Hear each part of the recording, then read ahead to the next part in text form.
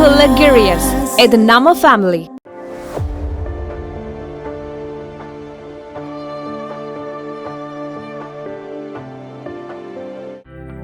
புதுக்கோட்டை மாவட்டம் வல்லத்திரா கோட்டையில் 1929 ஆண்டு செப்டம்பர் 9 பிறந்தவர் வீரப்பன்.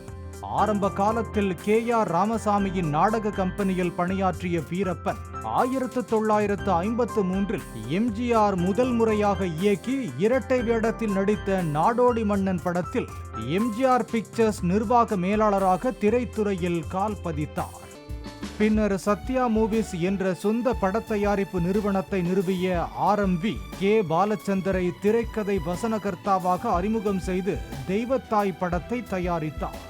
வரிசையாக காவல்காரன், நான் ஆணையிட்டால், கண்ணன் என் காதலன், ரிக்ஷாக்காரன், இதயக்கணி போன்ற வெற்றி படங்களை தயாரித்தவர் RM வீரப்பன். MGR அதிமுகவை தொடங்கிய போது அவருக்கு ஆலோசகராகவும் பின்னர் அறநிலையத்துறை அமைச்சராகவும் பணியாற்றினார் RM வீரப்பன். MGR மறைவுக்கு பின்னர் ஜெயலலிதா, ஜானகி அணிகளாக பிளவுபட்ட அதிமுகவை ஒன்று சேர்த்ததிலும் RMVயின் பங்களிப்பு முக்கியமானதாக கருதப்படுகிறது. தொடர்ந்து சிவாஜி, கமல்ஹாசன், ரஜினிகாந்த் உள்ளிட்டோர் நடிப்பில் புதிய வானம், காக்கி சட்டை, காதல் பரிசு, ராணுவ வீரன், 3 முகம், பணக்காரன், பாட்ஷா போன்ற சூப்பர் ஹிட் படங்களை தயாரித்தார்.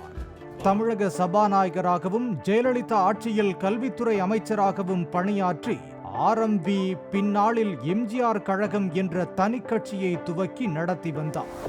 அவரது மறைவுக்கு பல்வேறு கட்சிகளின் தலைவர்கள் இரங்கல் தெரிவித்துள்ளனர்.